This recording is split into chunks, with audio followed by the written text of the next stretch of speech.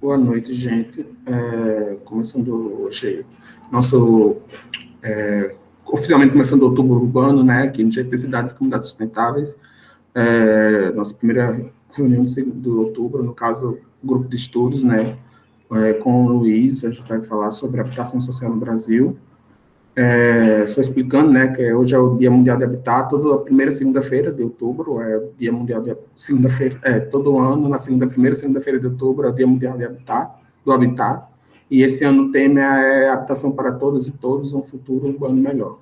E por isso, então, foi que a gente conversou e trazer esse tema, né, sobre habitação social. E aí eu já conhecia o Luiz, já duas oficinas que teve sobre a habitação e interesse social aqui em João Pessoa, e eu convidei ele prontamente aceitou, muito grato.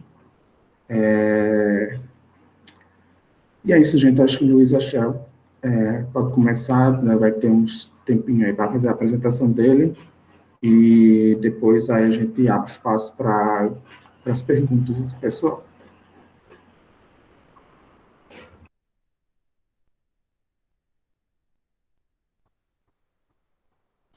Tudo bem, pessoal? Boa noite. Boa noite a todas e todos. Queria muito agradecer o convite para estar aqui com vocês hoje, nessa segunda, discutindo um pouquinho de habitação social.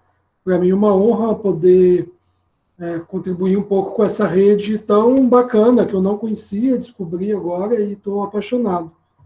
Eu vou fazer uma apresentação, ela talvez esteja um pouco extensa, então eu vou pular algumas coisas, vou passar mais rápido, depois a gente pode voltar, porque eu acho que como é um grupo diverso que a gente tem aqui, pessoas com formações, vivências e de regiões variadas, eu acho que vai ser mais bacana a gente poder ter uma troca maior nas perguntas. Então, tudo que eu passar a gente pode depois retomar. Eu acho que vai ser mais bacana assim. Vou começar a compartilhar a tela.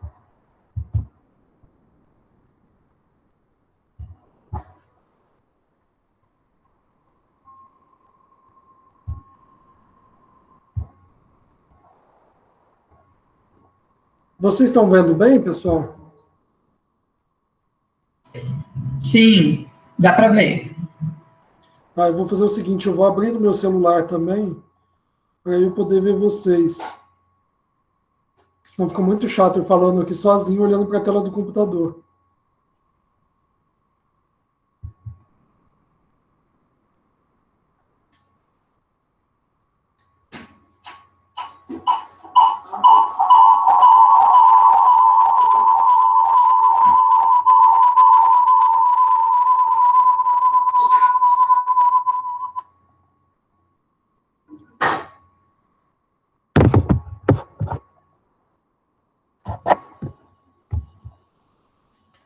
Então vamos lá, pessoal.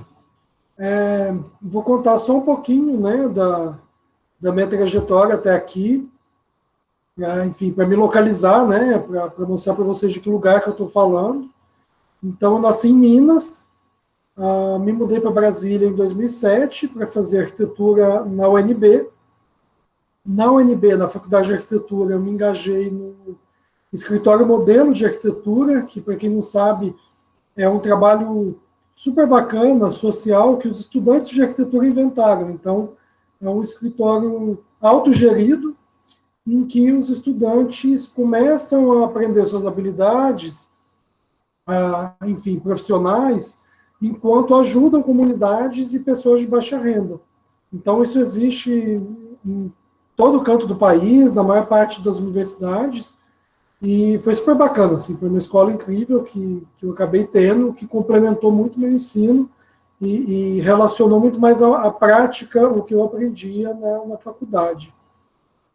Trabalhei um pouquinho com patrimônio, depois cheguei a trabalhar com cenografia, mais para o fim do meu curso, e aí eu montei um escritório com uma amiga, um escritório de design gráfico, e também um pouco de arquitetura que ela cuidava, e aí acabou que eu foquei bastante em design gráfico, que foi bacana, que eu aprendi, sou praticamente autodidata nas ferramentas, que eu aprendi muito para poder fazer as artes para os movimentos sociais que eu participava, assim, para os grupos políticos e tal, que sempre tinha muitas pessoas de outros cursos, e eu era a pessoa mais próxima desse campo do design, das artes, por ser arquiteto, né, que estava ali engajado nesses coletivos.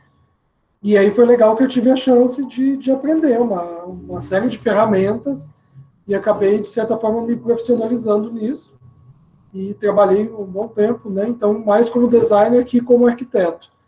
Em 2015, eu fui convidado para trabalhar na CODAB, que é a Companhia de Desenvolvimento Habitacional do DF, é uma empresa pública, e também para fazer comunicação, né, o presidente à época, que era o arquiteto Gilson Paranhos, ele queria fazer uma série de concursos públicos de projeto para escolher os projetos para unidade básica de saúde, escola infantil, fundamental, e principalmente de habitação, tanto individual quanto habitações coletivas, para as áreas de interesse social aqui do DF, que são muitas, e era sempre aquela coisa de projetos muito pouco qualificados, né, que a gente viu isso, a gente vê isso acontecer no país todo, que sempre quando a gente fala de áreas de interesse social, quase não há cuidado com o projeto, salvo poucas exceções, né.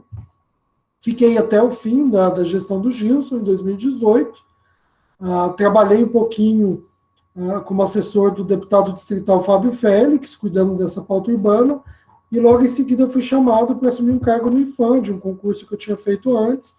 Então, hoje eu trabalho no Instituto do Patrimônio Histórico e Artístico aqui em Brasília. Eu vou contar um pouco da nossa experiência na CODAB, que ela foi muito rica, porque foi a primeira vez que a gente conseguiu, enquanto governo no país, implementar a Lei de Assistência Técnica, que é uma lei de 2008, que eu vou falar um pouquinho mais dela, mas que até então ela não tinha ganhado escala na sua prestação de serviço, na prestação, na oferta desse direito, que é o direito a uma moradia digna às pessoas de baixa renda.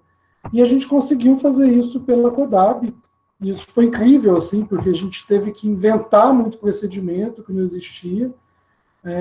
Foi super desafiador, porque a gente tinha muito pouco tempo, a gente não sabia quanto tempo a gente ia conseguir ficar no governo, já que éramos todos técnicos, né?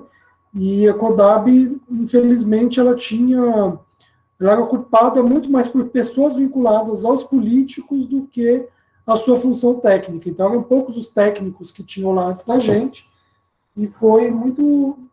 Enfim, a gente sempre tinha essa preocupação de que o nosso tempo era curto.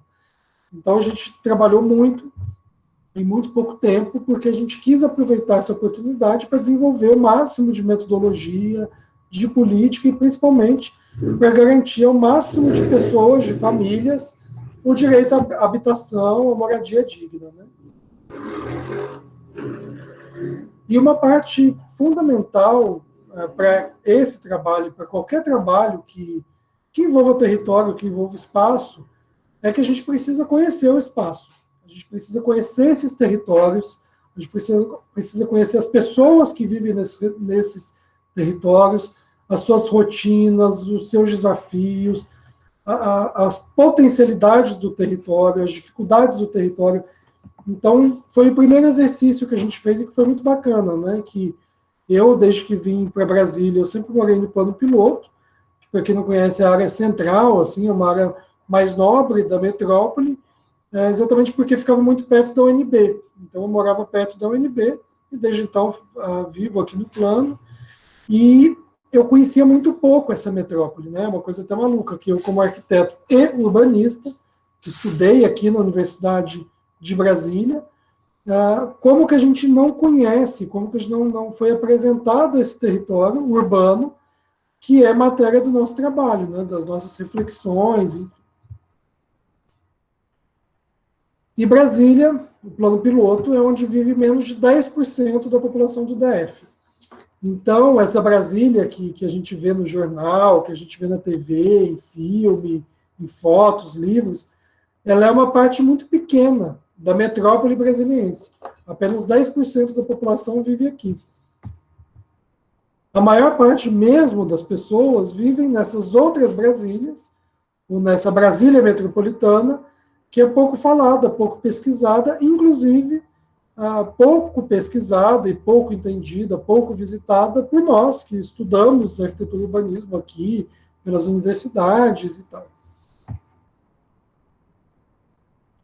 E é uma cidade que ela reflete muito bem a segregação socioespacial que tem no país como um todo, né?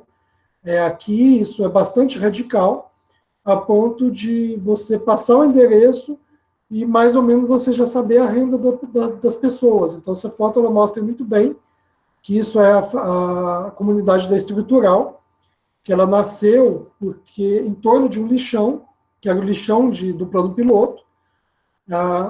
Esse lixo era depositado aí a 8 quilômetros do eixo monumental e surgiu essa comunidade de catadoras e catadores e que virou uma cidade. Isso muito próximo do plano piloto, lá no fundo vocês conseguem ver aqueles prédios, aquele Águas Claras, que é um bairro relativamente novo, dos anos 2000, anos 90.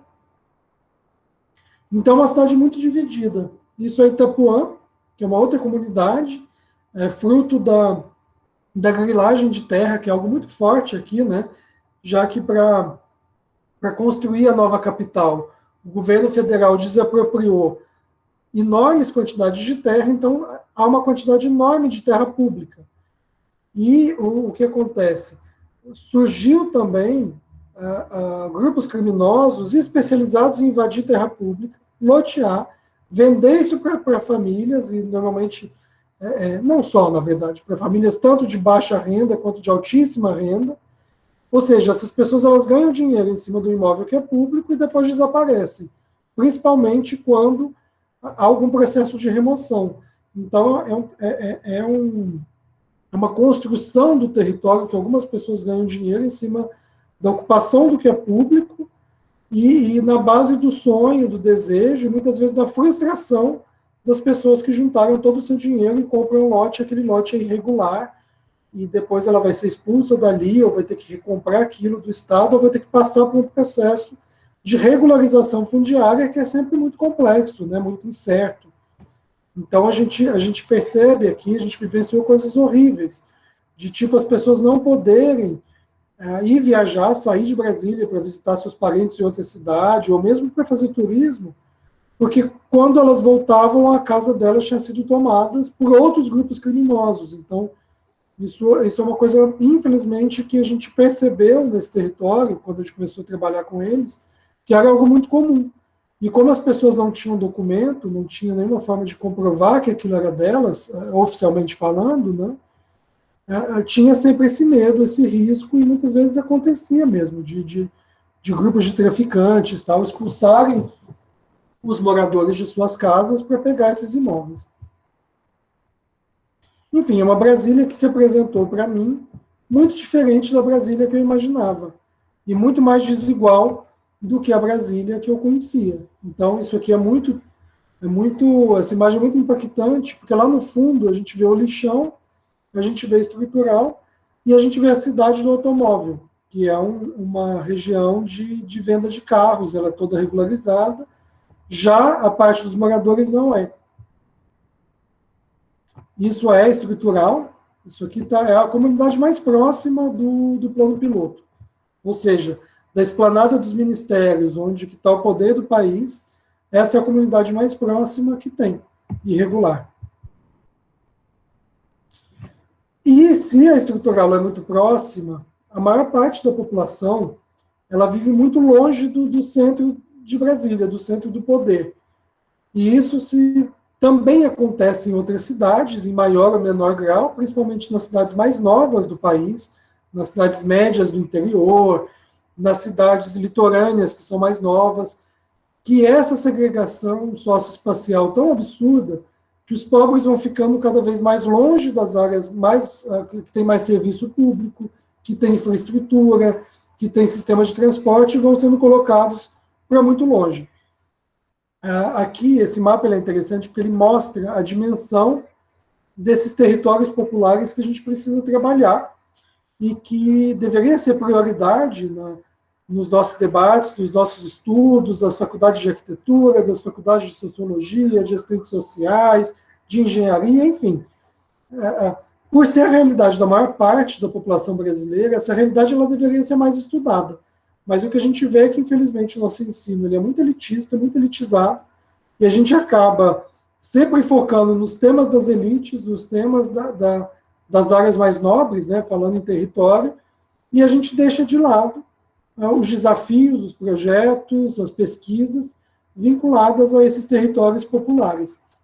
Então, o que vocês estão vendo aí é o plano piloto, né, o avião, e depois que tem um monte de linha, não sei se vocês estão vendo no meu mouse, aqui a gente tem a Ceilândia, que é isso aqui, o sol nascente e o pôr do sol. A Ceilândia ela foi construída na década de 70 e ela chama Ceilândia porque isso vem da sigla Centro de Erradicação de Invasões. Ou seja, retiraram todas as pessoas que vieram construir Brasília, que ficaram acampadas no entorno desse plano piloto e colocaram elas, expulsaram elas para essa distância, que é de uns 35 quilômetros, que é a Ceilândia, que é um território que não tinha estrutura nenhuma, tanto é que o símbolo de lá é a caixa d'água, porque quando chegou água encanada, isso foi uma alegria enorme, isso virou um símbolo da Ceilândia.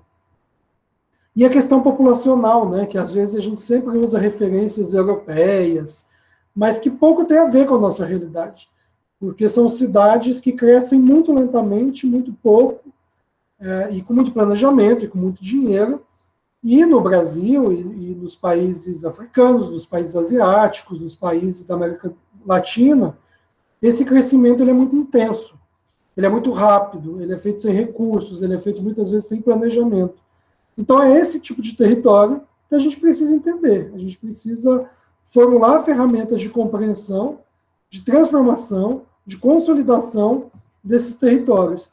E aí, então, olha, vocês conseguem ver essas poligonais, por exemplo, isso aqui é Paris, isso aqui é Barcelona, o que está em rosa é Manhattan, ou seja, é praticamente meia Manhattan que a gente precisa trabalhar para qualificar, pensando que são territórios que por mais que tenham infraestrutura na maior parte deles, ainda é muito desqualificado, a gente precisa muito transformar para que sejam, de fato, espaços dignos de vida, enfim, para as pessoas que vivem ali.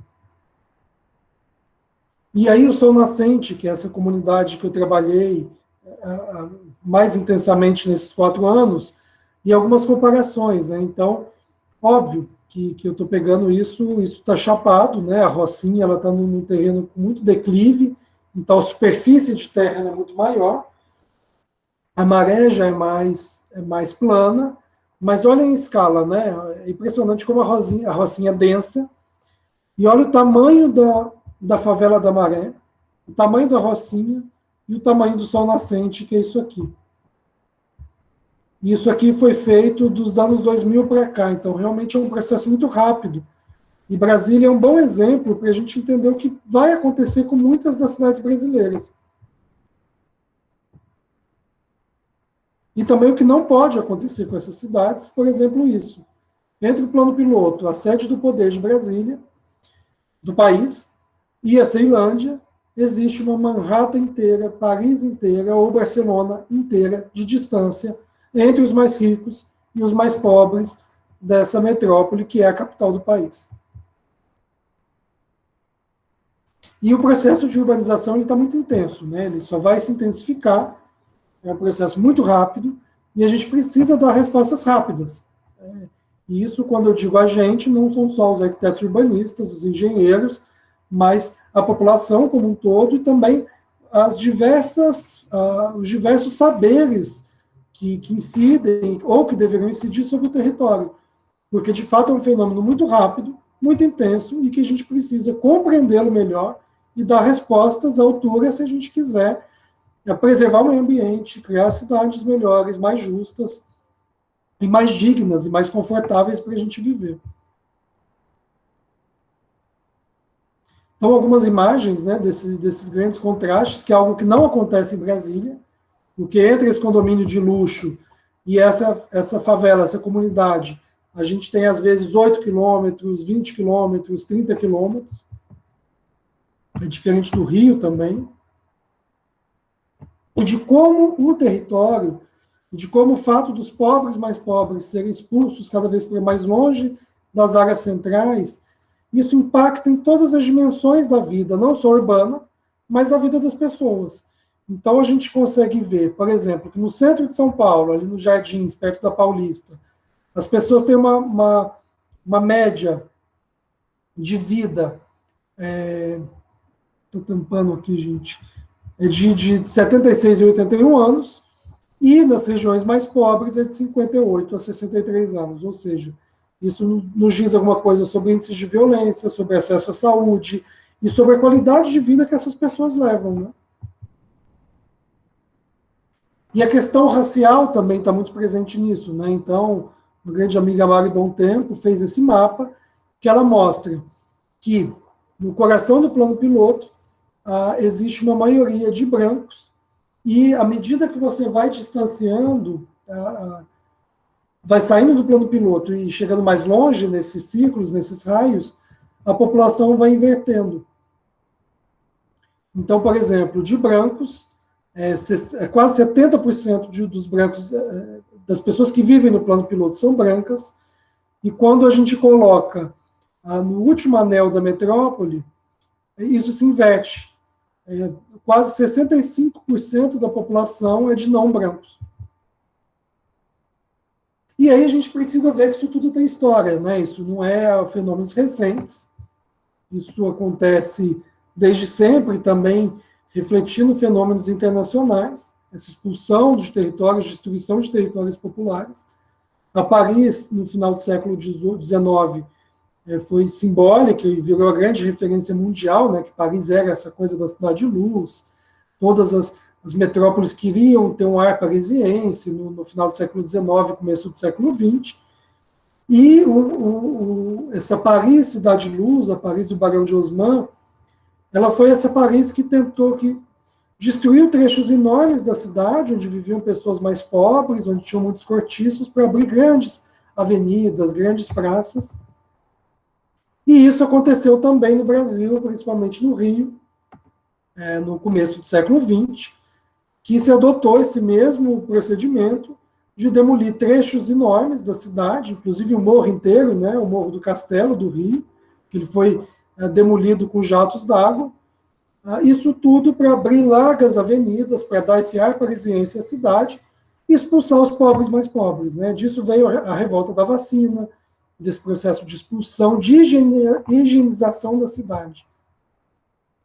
E teve um fenômeno que foi muito marcante, que foi a demolição do cortiço Cabeça de Porco, que era um cortiço, ou seja, viviam pessoas pobres, e a demolição desse cortiço e a expulsão dessas pessoas desse território foi muito comemorado pelos jornais, enfim, pela prefeitura, pelo governo na época, como se fosse uma grande conquista e que o Rio de Janeiro ia ser uma cidade muito melhor sem essas pessoas pobres vivendo nesse cortiço, nessa região.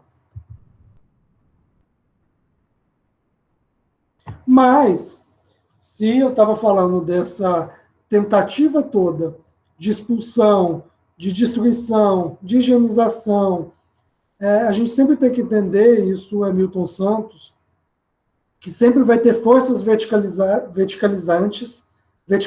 verticais, que de cima para baixo tomam decisões e tentam impor sua vontade sobre o território, mas também a gente sempre tem as forças horizontais, as horizontalidades, que elas sempre vão existir, em maior ou menor número, mas essas horizontalidades, essas resistências, elas sempre vão estar presentes, em alguns momentos mais fortes e outros menos evidentes, mas elas estão lá.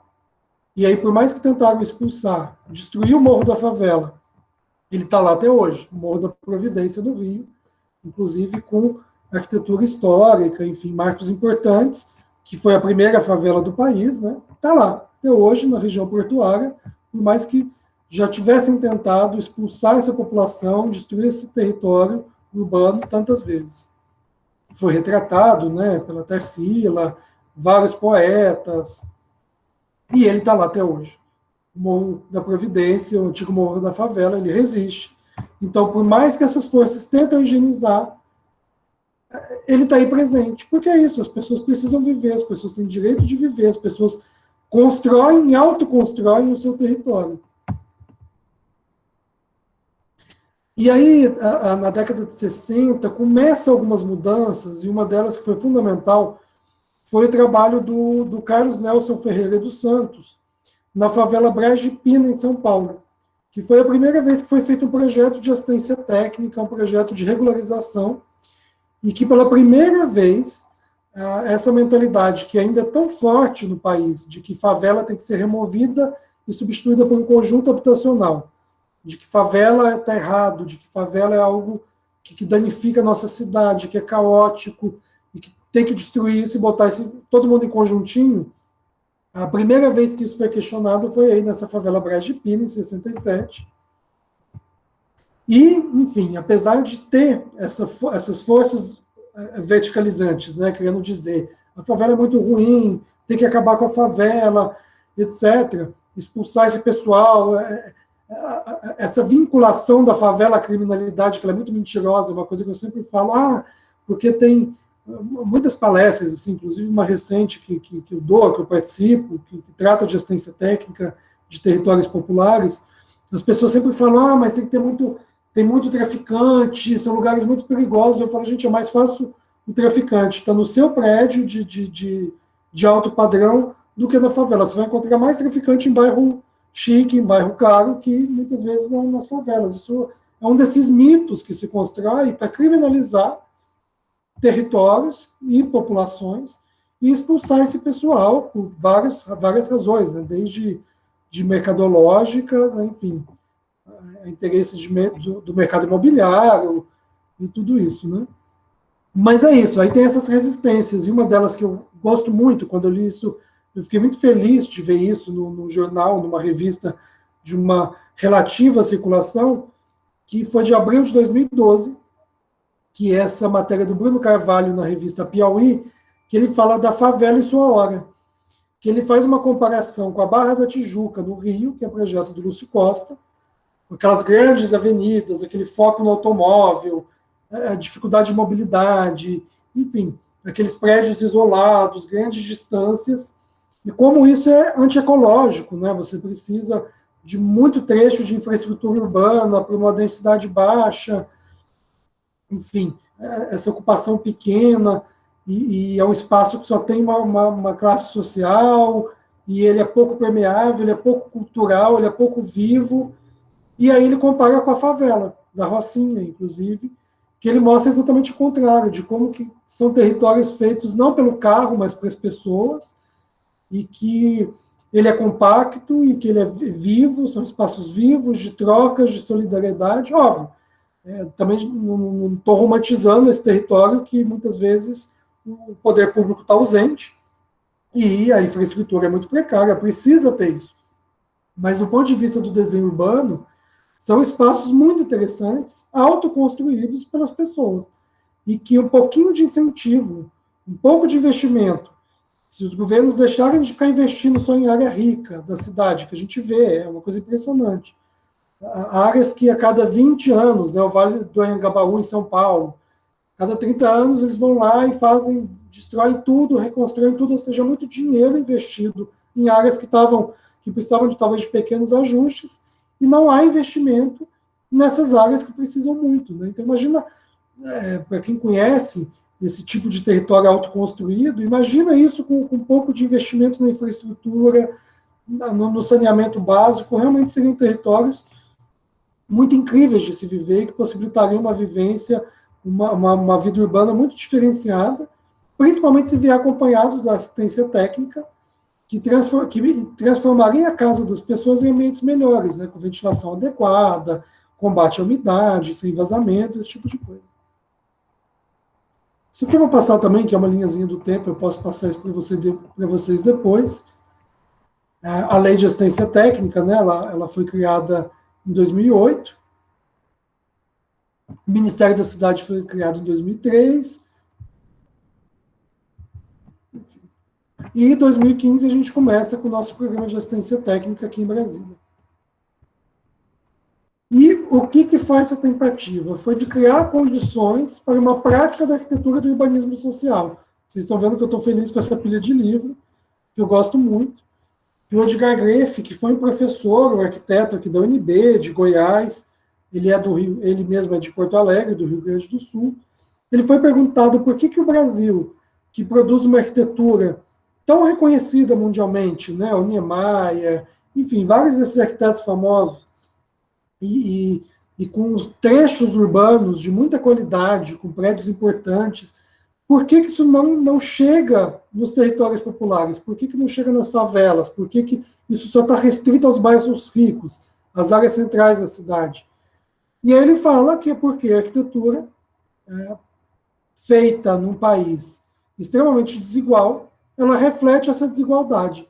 Então, a gente, enquanto arquiteto, a gente é treinado por uma elite para trabalhar para essa elite, e muitas vezes nós mesmos somos profissionais que já viemos da elite. Felizmente, isso está mudando, e há uma diversidade muito grande hoje de profissionais das mais diversas classes sociais se formando em arquitetura e urbanismo, e isso tem sido bastante rico de acompanhar. E a gente precisa criar essas condições para que o serviço dos arquitetos urbanistas, assim como outros serviços sociais, cheguem aos territórios populares, qualifiquem esses territórios, que a gente possa prestar serviço a essas pessoas, como é o SUS, como a saúde conseguiu chegar.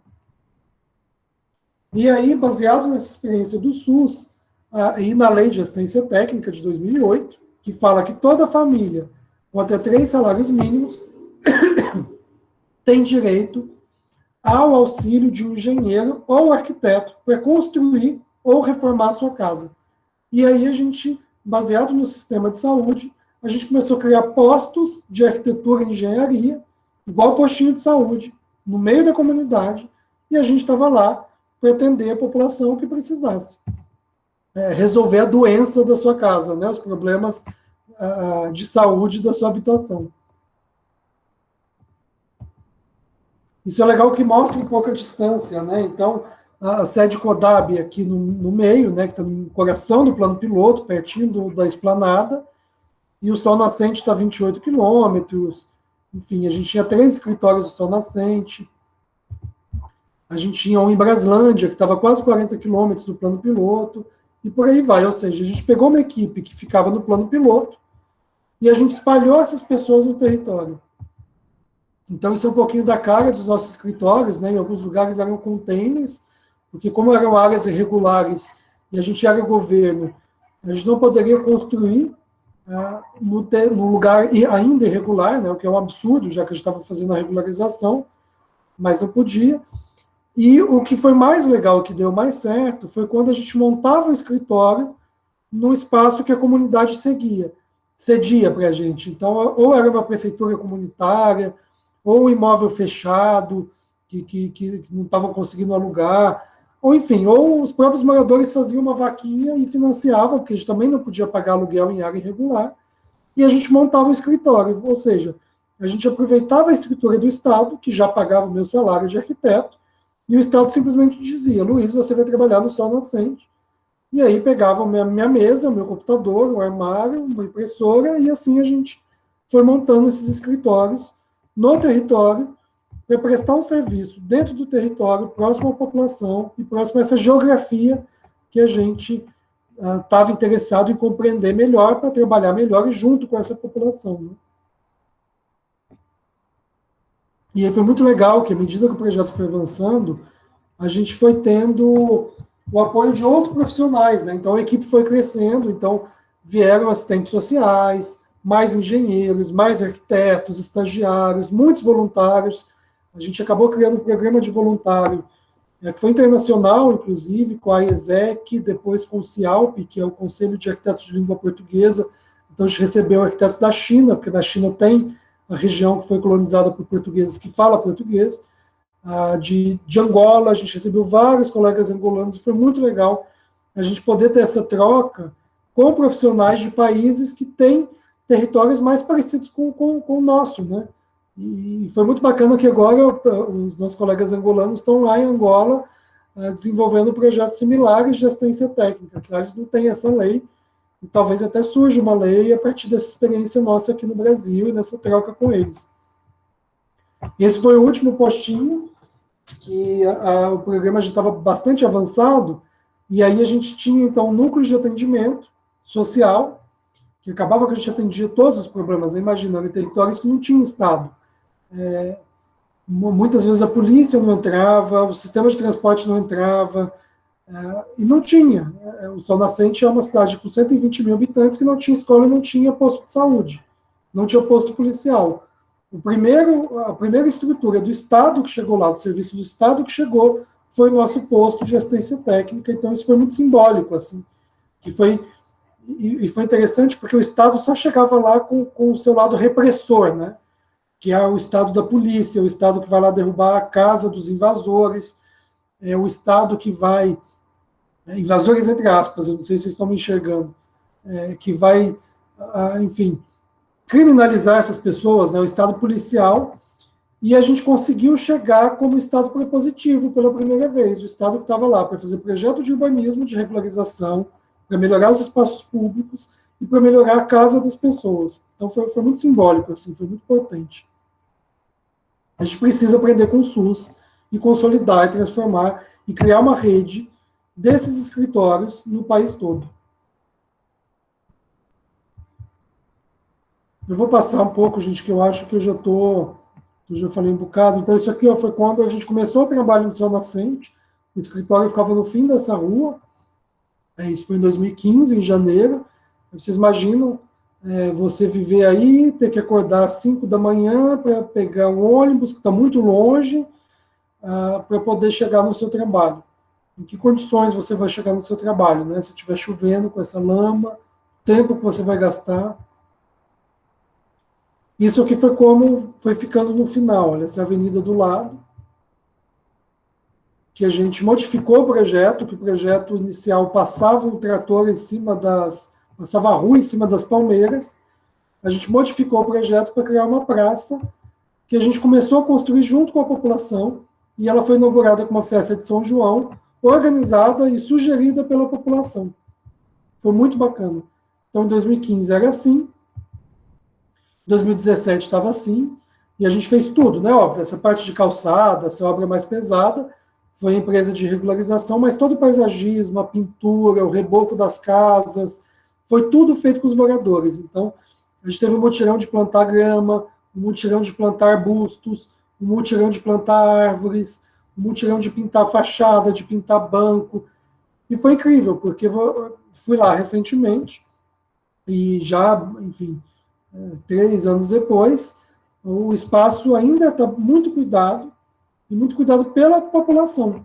O Estado segue muito ausente, mas a população tem mantido esse espaço, tem cuidado da vegetação, tem cuidado da limpeza, e é legal que ele virou um espaço muito potente, virou realmente um espaço de encontro. Então, aqui, por exemplo, na época da Copa do Mundo, eu fui lá, o pessoal tinha colocado uma tenda e estava passando os jogos da Copa nessa praça, sabe? Então, um lugar que era o lugar do lixo, o lugar da violência, o lugar da sujeira, o lugar da lama, do esgoto a céu aberto. Com a comunidade, a gente conseguiu aproveitar essas obras de infraestrutura e transformar um espaço adequado do ponto de vista urbano e construído, planejado, junto com os moradores, ou seja, é um espaço muito mais adequado do que se eu tivesse desenhado daqui da minha casa ou do escritório, com o que eu acho que seria bom para esse lugar e para essa população. Eu adoro essa foto porque é isso, hoje tem banquinha de verdura, enfim, realmente vai qualificando o espaço com muito pouco. Isso aqui são alguns sonhos, né, que a gente queria reduzir um pouco o espaço dos carros para criar uns pontos verdes na cidade e tal. Infelizmente, a gente não conseguiu, o governo acabou, a gente não conseguiu executar isso, é o tipo de coisa que tem muita resistência dentro dos governos, inclusive, porque foge ao convencional. É um trabalho que a gente fez também de educação comunitária, de educação urbanística com as crianças, isso foi muito bacana, porque no começo a gente fazia os mutirões e as crianças ficavam ensandecidas, assim, né, e começou a ficar até muito perigoso, porque chegou um dia que a gente viu as crianças pegando tinta, sem que a gente tivesse visto, tinta esmalte, estava passando no cabelo da outra, enfim, uma confusão. E aí a gente criou esse programinha, que era o Monitor Mirim do bairro, e a gente tinha uma conversa com eles, e eles faziam juramentos, comprometiam a cuidar da cidade, do espaço público, das árvores que a gente estava plantando, dos arbustos, da hortinha, e não deixar ninguém jogar lixo no chão, não deixar o pessoal jogar lixo na praça. E super funcionou, assim, nas oficinas a gente dividia eles em grupos, então eles ajudavam a gente a plantar, a pintar e tal. E depois eles viravam esses monitores, né, com essa carteirinha que eles ganhavam, esse crachá, eles eram monitores no bairro, isso realmente funcionava. Teve uma das ações que a gente fez um quadro negro no muro, e aí eles começaram a escrever denúncia nesse muro com giz. Então isso foi muito bacana, assim, que realmente eles passaram a ser esses agentes da atenção, do cuidado do bairro que eles vivem. Isso tudo, gente, para dizer que isso é complexo. Também há um erro de achar que habitação social, assistência técnica em arquitetura e urbanismo para famílias de baixa renda, regularização de favelas, é algo simples, que pode ficar a cargo só de estudante, e a gente acredita que não, sabe? Que é um trabalho muito complexo, e que esse trabalho, ele exige que você assuma riscos, e que você traga inovação, e que você desenvolva novas metodologias, e de preferência de forma interdisciplinar, porque os arquitetos sozinhos não vão dar conta disso. Então a gente precisa juntar a população, os arquitetos, os sociólogos, líder comunitário, as crianças, enfim, e construindo essas estratégias de transformação do espaço público e também de transformação da casa das pessoas, porque é outro tipo de forma de projetar, né? Isso aqui é um pouquinho do tipo de obra que a gente fazia na Codab, né? Ainda faz, porque eu saí, mas ainda ficou parte da equipe. E são obras muito diferentes, né? Porque às vezes a obra que você precisa fazer é abrir um buraco no meio da casa, no meio do telhado, para garantir que a cozinha, a sala, o banheiro e o quarto tenham ventilação, porque muitas vezes as pessoas vão construindo e vão ampliando, e os cômodos vão ficando completamente sem ventilação. E eu imagino que aí onde vocês estão, está muito calor nesse momento, aqui está muito quente, muito seco. E vocês imaginam morar numa casa em que a ventilação do seu quarto tem que passar pela cozinha, tem que passar pela sala, tem que passar pela garagem, pela varanda, para chegar no seu quarto. E o seu quarto não tem uma janela para o ar quente sair. Que uma regrinha básica, né, já que não é todo mundo arquiteto, é que o vento frio ele entra para um lado, o ar quente ele tem mais pressão, o vento frio tem mais pressão e ele expulsa, ele é mais denso, ele expulsa o ar quente que sai por cima. O ar quente ele sempre sobe, o ar frio sempre desce. Então a gente precisa criar estratégias para que o vento quente possa subir e possa sair. Se você não tem uma saída de ar, todo o calor que vai entrando, ele vai ficando ali dentro e o ar frio não consegue entrar. Porque o ar quente ele cria uma pressão tão grande dentro do ambiente que o ar frio não entra. Então, antes e depois, né, imagina um quarto com telhas de fibrocimento. Aqui o pé direito está até um pouco alto, normalmente a altura desse telhado é mais baixa, o que deixa tudo ainda mais quente. E depois com uma janela, então já tem luz natural entrando, enfim, tem ventilação. E você muda a vida de uma pessoa, né? Imagina passar uma noite quente, e você chega cansado do trabalho, vai jantar, vai fazer suas coisas, e aí você vai dormir, ou tentar dormir, porque não sei se é possível dormir num lugar tão quente, e no dia seguinte você tem que acordar e trabalhar, enfim. Ou seja, o simples fato de você conseguir melhorar as condições de vida, do sono, a ventilação de uma pessoa, você está melhorando muito a qualidade de vida dela com algo muito simples. Então, esse aqui é um outro exemplo, né? Olha, vocês podem ver que aqui essa foto é tirada da cozinha, a sala lá atrás tem um quarto e nada disso tinha ventilação. E aí foi feito esse fosso, né? Esse jardim de inverno, para que todos os cômodos tenham entrada de luz natural e saída de ar. Algumas ampliações, porque muitas vezes a gente deparava com famílias que viviam em um único cômodo, muitas vezes era cozinha, o banheiro e uma sala, que era sala, quarto, que era tudo isso junto, para muitas pessoas, 5, 6 pessoas, e aí nosso trabalho era simplesmente ampliar essa casa. E é isso, não é? Tem um colega, o Fernando Assad, que é o do programa Vivenda de São Paulo, que é super bacana, ele fala, não é o tipo de projeto que vai ganhar concurso de arquitetura, que vai estar na Casa Cor, que vai estar publicado em revista, mas é o tipo de projeto que soluciona problemas reais de pessoas reais. Isso aqui foi projetos transversais que a gente fez e que comprova que isso não pode ser tratado como algo simples, mas como algo profissional, que requer investimento, que requer pressão ao poder público para que haja investimento nisso. E esse projeto transversais, a gente convidou os melhores escritórios, ou as novas promessas da arquitetura de Brasília, para fazer projetos na mesma condição que a gente fazia, com o mesmo valor, o mesmo orçamento, com famílias reais, fazendo reuniões com essas famílias, acompanhando a obra até a obra ficar pronta. E o resultado foi muito parecido, assim, realmente foi muito difícil para eles. Eles falaram, o Bloco Arquitetos, que é um dos escritórios mais premiados de Brasília, eles falaram no depoimento que eles foram apresentar isso para outros arquitetos, que fazia anos que eles não tinham que parar o escritório todo, reunir todo mundo em volta de uma mesa, para poder discutir um único projeto. Que acabava que cada grupinho cuidava de um, mas para resolver esse projetinho eles tiveram que reunir todo mundo, porque o orçamento não fechava ou não ficava bom. Eu vou passar, que isso aqui é mais técnico, a gente pode voltar depois se alguém tiver dúvida, mas é tudo muito simples, olha. Pode ver que eles não rebocaram a casa porque o recurso não dava.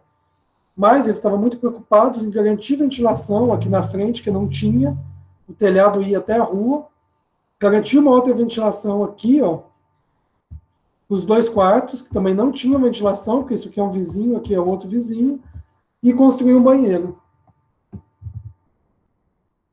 E está acontecendo muita coisa nesse sentido. Eu gosto de sempre colocar os exemplos, já tem muito mais coisa ainda acontecendo, mas a arquitetura na periferia de BH, que é incrível, que é um escritório de assistência técnica feita por mulheres, que é muito legal, elas dão arquitetas e elas dão cursos de mão de obra para outras arquitetas e para as lideranças comunitárias, para as mulheres da comunidade, o arquiteto de família, que é super bacana, enfim, vale a pena depois dar um print aí e pesquisar, que são experiências muito bacanas e muito inovadoras, né? Isso tudo é muito novo no Brasil, é muito estranho isso, né? A gente vive num país que a maior parte da população vive em bairros populares, em favelas, e a gente até então não tinha muitas ONGs ou empresas mesmo, porque o Programa Vivenda é uma empresa, o Favelar é uma empresa, voltadas para esse público, né? Como se a gente não tivesse aí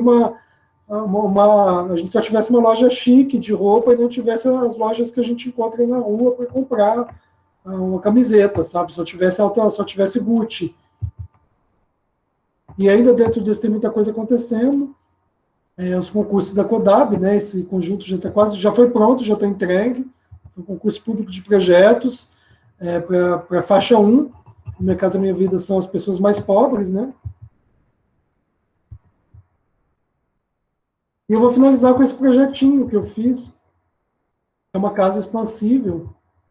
Ele começa com um módulo que é uma kitnet, uma sala, uma cozinha, um banheiro, e aí a família pode ir ampliando até ficar uma casa de 3 quartos e pode até incluir uma suíte.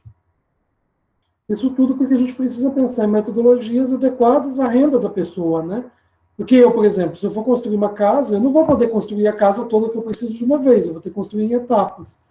E muitas vezes a gente trabalha sempre pensando nesse alto padrão, né? No padrão da elite que eu falei lá no começo, que a gente é treinado a pensar a casa como um todo e não pensa que ela é um processo vivo, né? Para quem não tem o dinheiro todo para investir naquele momento. Eu vou passar rapidinho, são algumas referências também de casa. Eu não falei muito de conjunto, desses prédios, tem muita coisa.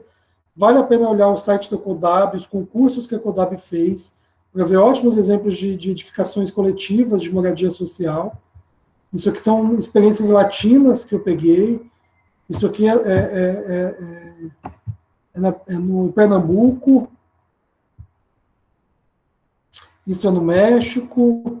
Enfim, sempre essas soluções que pensam em ventilação, que pensam em materiais de baixo custo, materiais locais, que pensam em arquitetura adaptada ao nosso clima, que muitas vezes a gente esquece desses espaços abertos, né? A gente possibilita a ventilação.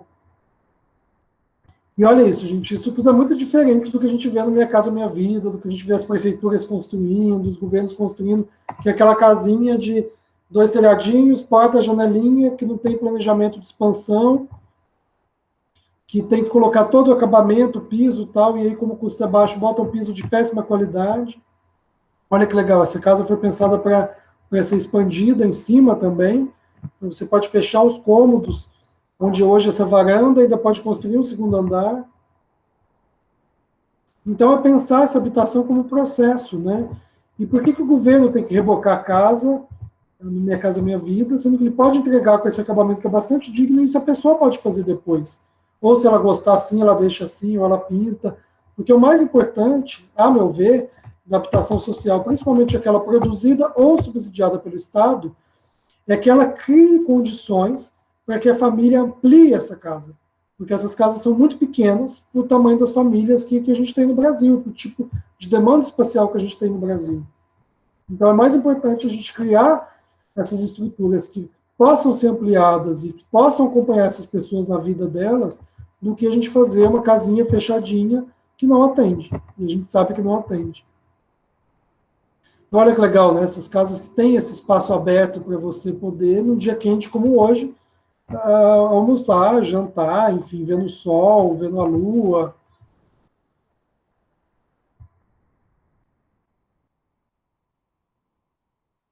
E são casas que as pessoas podem customizar, né? Elas podem adaptar essas casas de acordo com os seus gostos. E essa que eu sou apaixonado, que é uma experiência chilena, que isso foi feito pelo Estado. Embaixo você tem uma casa, que ela pode ser ampliada para os fundos do terreno, e aqui em cima, isso aqui é uma outra casa que ela pode ser ampliada nesse vazio. E é muito legal porque as pessoas podem dar um rosto para isso, né? Você pode personalizar. Não é aquela casinha, uma vez o Lula, ex-presidente, falou que detestava essas casinhas assim, porque se um dia você está lá chegando depois de um churrasco, ter tomado uma, você nem sabe qual que é a sua casa. E é isso, né? É muito estranho.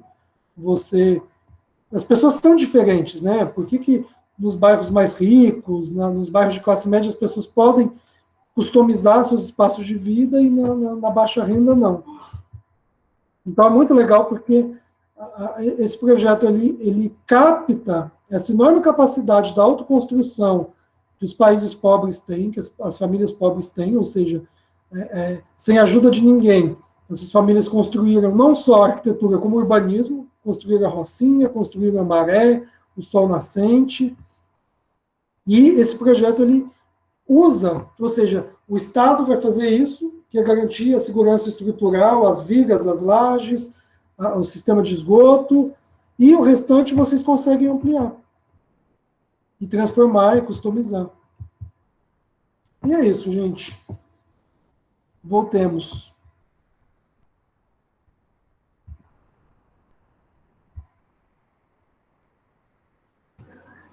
Obrigado, Luiz. Pessoal, acho que deixar aberto se alguém quiser fazer alguma questão, enfim. Fica à Meu vontade. Deus, eu falei demais. Como eu estava compartilhando tela, eu não estava vendo o relógio. Desculpa. Imagina. Não, mas foi ótimo a sua fala. Não se preocupe.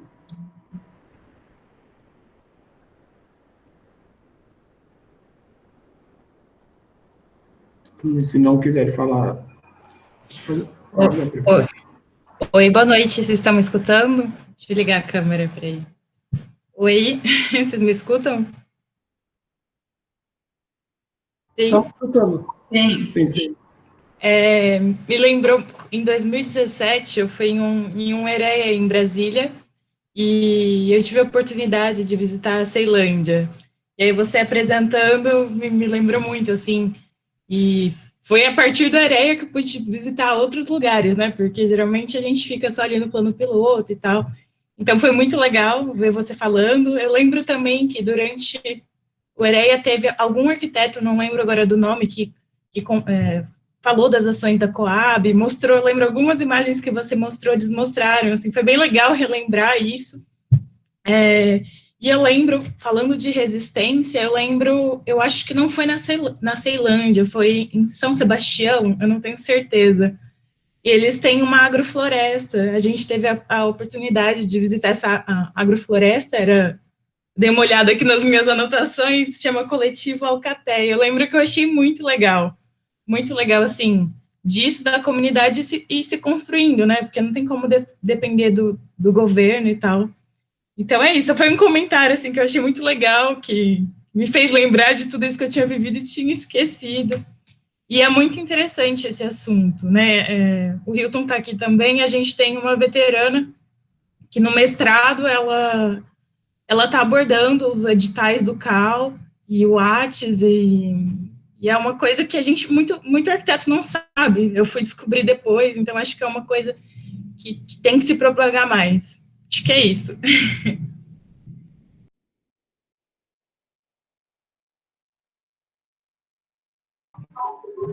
Bom, acho que eu vou falar um pouquinho também. A Gabi deu uma deixa ali. Eu não vou ligar minha câmera, porque sem condições aqui, internamente, no meu quarto. Mas, Luiz, parabéns pela sua apresentação. É incrível, né? Tudo que você pontuou em relação à habitação social no Brasil. Assim como a Gabi, eu também sou arquiteto. E, assim, nós temos uma veterana aqui está trabalhando essa questão da assistência técnica no estado dela. Eu recentemente entrei num curso sobre a assistência técnica na habitação social e a gente está desenvolvendo alguns trabalhos e algumas ocupações no interior do estado de São Paulo. Então, eu pude ter contato com algumas edificações regulares, alguns assentamentos. Não conheci Brasília, infelizmente não pude participar do EREA, mas tenho muita vontade de conhecer, e tenho, enfim, experiências incríveis lá também.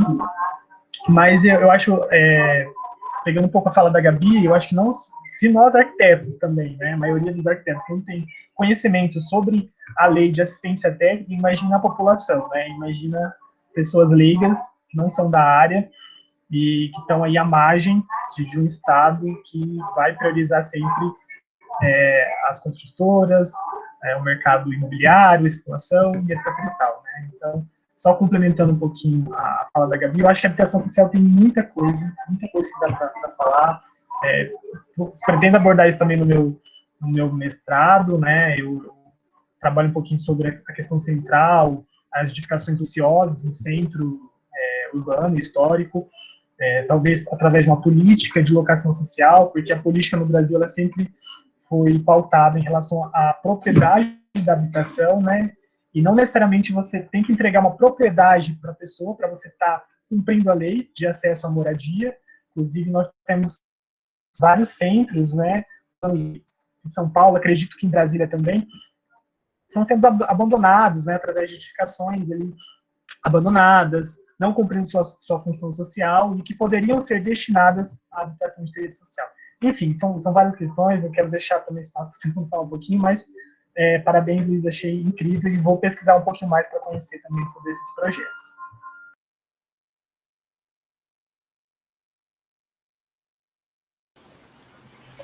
Oi, gente, boa noite. Eu sou a Bárbara, aqui de São Paulo. Sou estudante de geografia, então, Luiz, eu acho que às vezes a gente entra em conflitos também nas áreas, assim, mas não é nesse o caso que eu queria falar também. Queria dizer que eu fiquei muito feliz que você trouxe o exemplo do Alejandro Aravena. O Aravena é meu conterrâneo, e fiquei muito feliz, assim, tá, gente? Para quem não conhece o Aravena, o Alejandro, ele é um arquiteto chileno, né, desse exemplo que o Luiz trouxe.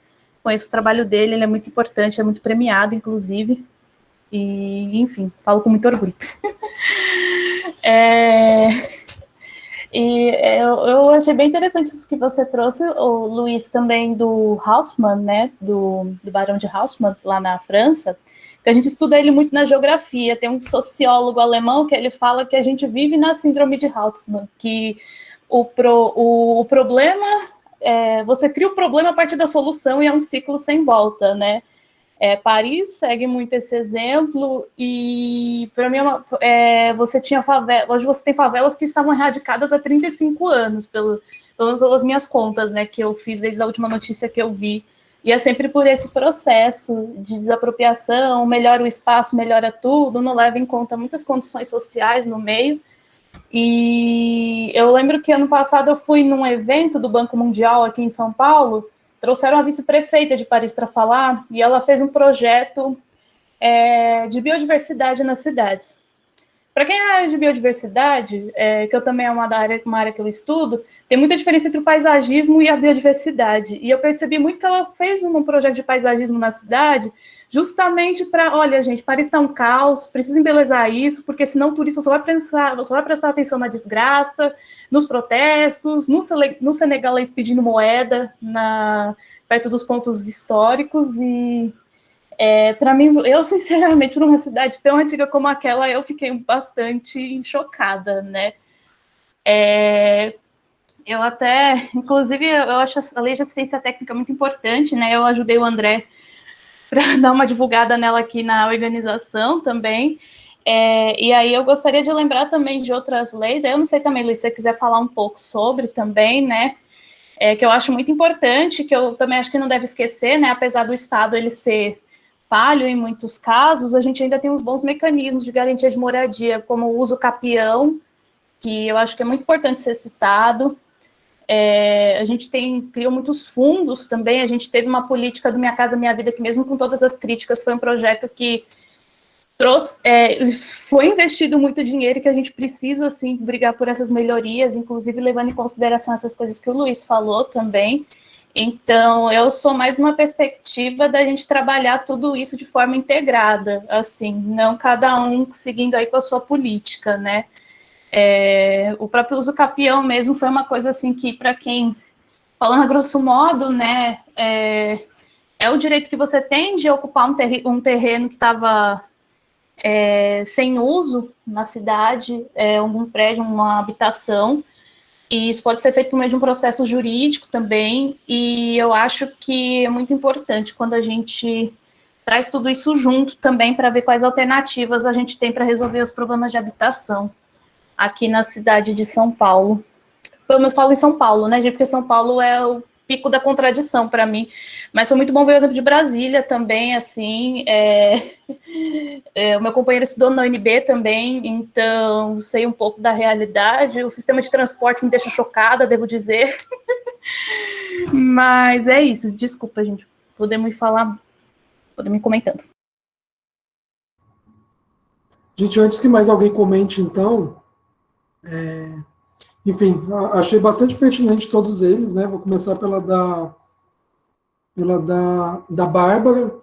Realmente, assim, é fundamental essa integração entre todas essas políticas, sabe? E é legal porque a assistência técnica, na prática, ela vai te obrigar a fazer essa integração, entendeu? Quando você vai para o território, vai tentar resolver o problema real, você vai ter que buscar todos os mecanismos legais que existem, as experiências para poder resolver.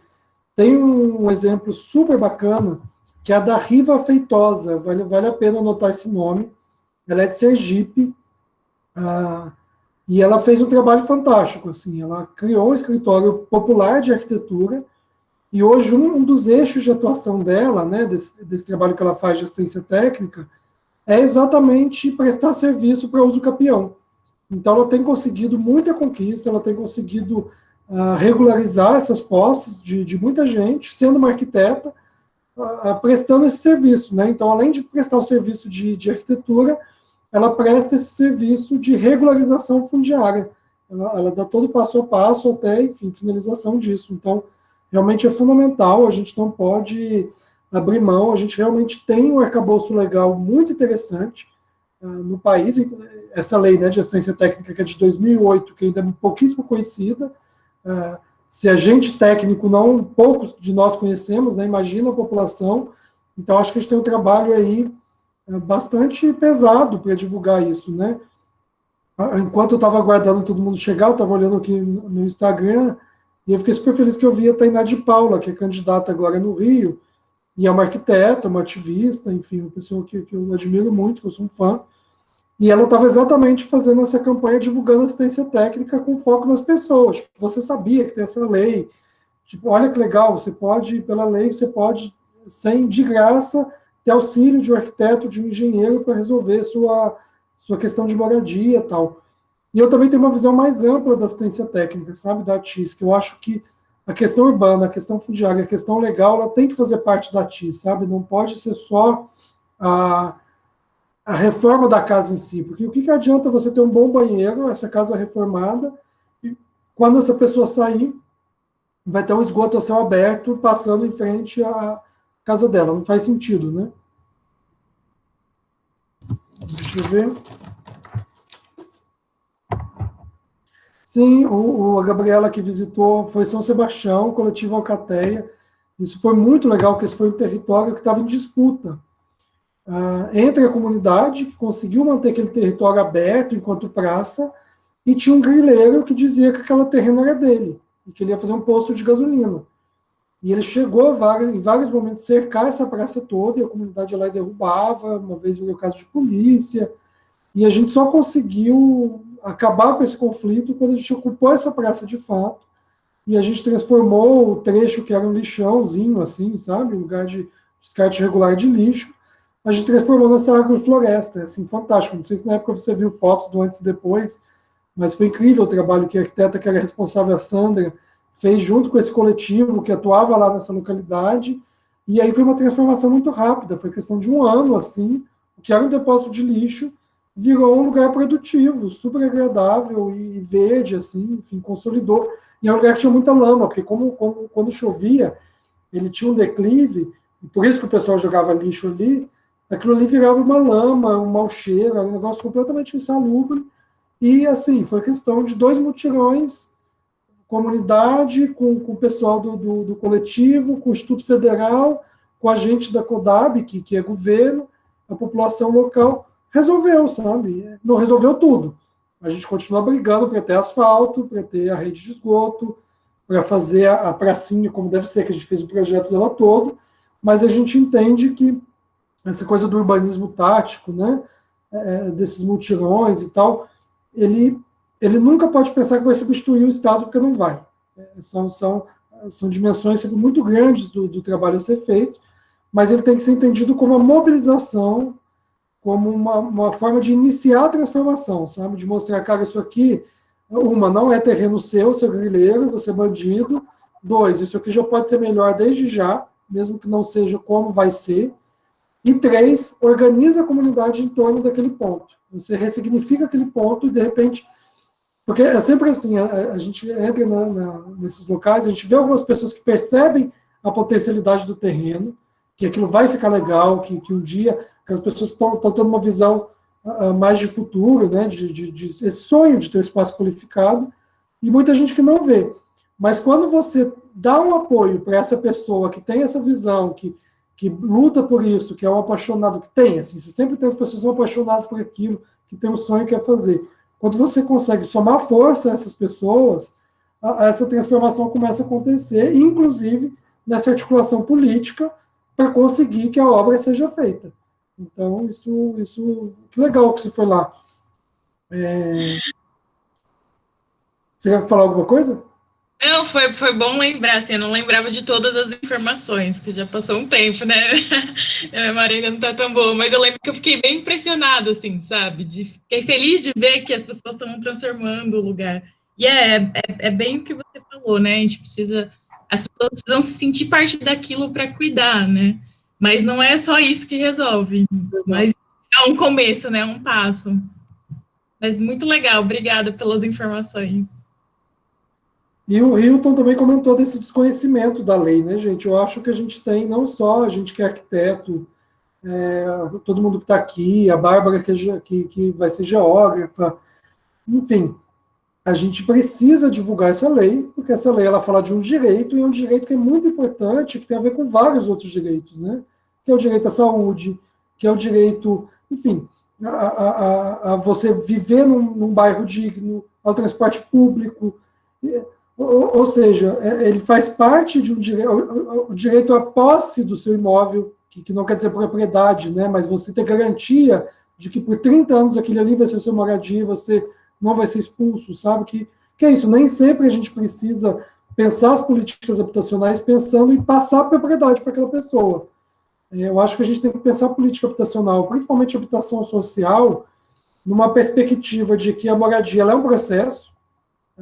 Daqui a um ano eu vou ter outros desejos, outras demandas, talvez eu tenha filho, talvez minha mãe venha morar comigo, talvez uma sobrinha do interior venha estudar aqui, ou seja, a vida ela é dinâmica, a nossa moradia precisa acompanhar isso. E, normalmente, essa dinâmica da vida não é pensada nos projetos habitacionais convencionais, que a gente vê, né? E ainda dá essa casa, né? A pessoa compra, enfim, ela paga, ela recebe essa casa dos programas sociais, e ainda ela não pode vender por tantos anos, tem que ficar com aquilo por não sei quantos anos, não pode mais participar de nenhum outro programa social, ou seja, você não pensa nessa mudança na dinâmica da vida e na dinâmica da moradia, e ainda tem que fixar a pessoa ali. Então, nesse sentido, realmente faz sentido que o Estado comece a promover, a construir ou recuperar edifícios em áreas centrais que estão abandonados e tal, e construir habitações que são do Estado, mas que ficam cedidas para essas pessoas, né? Como são as moradias estudantis nas universidades que são muito legais. Aqui na UNB a gente tem para professor e para estudante e para servidor. Então é bacana, as pessoas elas passam, às vezes, a vida toda delas ali, sabe?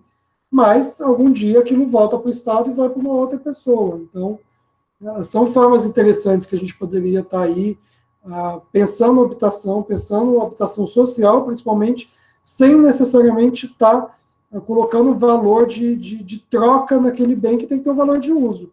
As pessoas têm que usar, tem que ter essa questão de uso, o uso moradia, e não esse valor de troca do valor imobiliário, que muitas vezes a gente tenta resolver a questão da moradia, a gente acaba inflacionando o mercado, inflacionando o valor da terra, o valor do metro quadrado construído, que é o que aconteceu, né, de certa forma. Eu acho que é isso, gente. Quem mais quer falar alguma coisa, perguntar, questionar, criticar? Luiz, a Bárbara de novo tem uma pergunta. Como é que... É que assim, pelo que você me explicou também, eu confesso que eu tive essa discussão com o André, porque eu entendi que vocês não chegam a urbanizar o lugar, né? E para mim tem uma linha muito tênue no que vocês fazem dessas reformas em si, em fazer um planejamento territorial a grande escala. Eu pergunto isso porque a gente também questiona muito essa questão da urbanização das favelas, né? Porque não é uma coisa ruim você urbanizar, mas, por exemplo, vem taxa de esgoto, vem taxa de luz, vem taxa de água, e muitas pessoas elas não têm condições de pagar, né? E isso eu vi muito, por exemplo, no exemplo do que fez surgir o Banco Palmas, né, lá no Ceará, que foi justamente isso, uma favela foi se urbanizando, as pessoas não tinham condições, estavam saindo do território, e aí você criou essa moeda social também justamente para manter o dinheiro circulando lá, né? Eu sempre achei essa ideia muito maluca de um jeito bom, mas... E essa é a minha questão também, porque como vocês evitam esse processo, né? E outro exemplo que eu trago aqui de São Paulo também, também da ocupação 9 de julho, que tem aqui no centro, eu visitei eles esse ano, né? E eu percebi que a partir do momento também que aí entra uma outra questão, né? Do que... se essa questão de deixar a coisa mais bonita, né, também não influencia bonita entre aspas, né, influencia também esse processo, porque no momento, por exemplo, que um dos líderes de lá estava me falando, olha, esse ano a gente precisa trabalhar, que a gente é uma moradia, uma ocupação de moradia, porque a gente faz muito evento cultural, as pessoas, a gente acha que é um lugar cultural, e a gente não é, e isso aqui está trazendo muita influência no entorno. E eu percebi que ele sentiu uma certa pressão do tipo, gente, fala que vocês são culturais, não moradia, que vocês são mais bem aceitos, sabe? E aí vocês valorizam aqui o entorno, essas coisas, e aí não fica essa coisa feia de ocupação irregular, né? Isso é uma coisa que me deixou muito estressada ouvindo, mas eu queria perguntar, era mais isso mesmo, como é que vocês não trazem essa questão se vai gentrificar ou não, né? Se esse é o uso da palavra nessa situação. Ótima pergunta, provocação, Bárbara. Aqui no DF, a gente tinha isso muito claro, sabe? A gente fazia assistência técnica, a melhoria habitacional, né? Vinculada a programas de regularização fundiária, de urbanização. Então, não era nada desvinculado, sabe? A gente estava melhorando o bairro, ao mesmo tempo que a gente estava dando escritura, a gente registrava aquele imóvel no nome daquela pessoa e ainda tinha essas questões todas do macro planejamento, né? Então estava vinculado ao planejamento metropolitano A gente saía do metropolitano, chegava no banheiro da casa da pessoa, para citar um exemplo, sabe? Era tudo casado, assim, isso foi muito importante. Então, por exemplo, o lugar que a Gabriela visitou, ele já está urbanizado hoje, sabe? Isso não estava antes.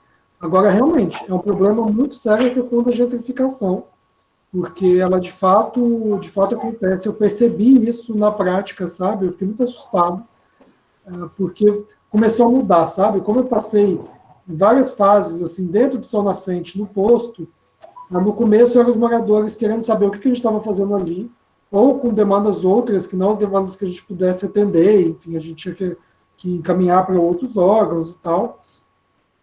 E depois começou essa dúvida das obras, né? Ah, quando que vai asfaltar minha rua, não sei o quê. Aí quando começou a legalização, né, dos lotes, que a gente começou a entender isso, uma coisa é a regularização fundiária, outra coisa é a legalização dos lotes e tal.